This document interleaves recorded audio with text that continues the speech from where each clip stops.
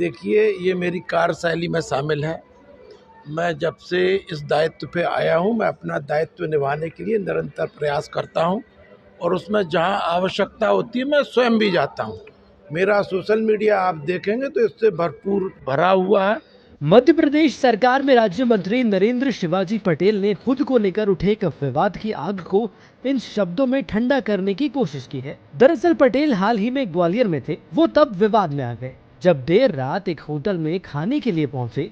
वहां ना तो स्टाफ ने उन्हें वीआईपी ट्रीटमेंट दिया और ना ही उनके लिए समय पर टेबल का इंतजाम किया। इससे बौखलाए पटेल ने रात को ही फूड विभाग की टीम को होटल में बुला लिया। पटेल ने कहा कि होटल में गंदगी है, लेकिन उनके गुस्से की बात किसी से छिपी नहीं थी। इसलिए पटेल की मीडिया में किरकिरी हुई और वो सोशल मीडिया पर भी जमकर ट्रोल हो रहे हैं। इसलिए मीडिया के सामने पटेल को सफाई देने के अंदाज में ये दावा भी करना पड़ा। जब से मैं गालव ऋषि की धरती पे आया हूँ, एयरपोर्ट से सीधा उतरने के बाद में सबसे पहला सीधा मैं हमारी जो खाद्य और औषधि जांच प्रयोगशाला बन रही है उसमें पहुंचा था। उसको मैंने देखा था और उसके बाद लगातार मैंने यहाँ पे उप स्वास्थ्य केंद्र, प्राथमिक स्वास्थ्य केंद्र, सिविल हॉस्पिटल, जिला अस्पताल, इन सबका भी औचक निरीक्षण किया है। जो निर्माण कार्य चल रहे हैं या जो कार्यरत हैं उन सबको देखा। तो निरंतर ये काम करना मेरी कार्यशैली में शामिल है।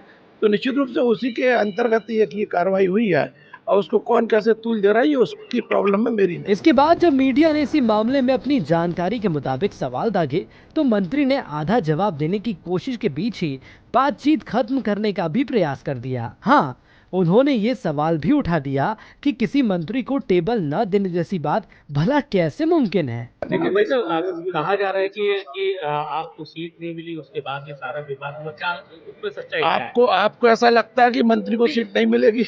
नहीं, चलिए, धन्यवाद जी।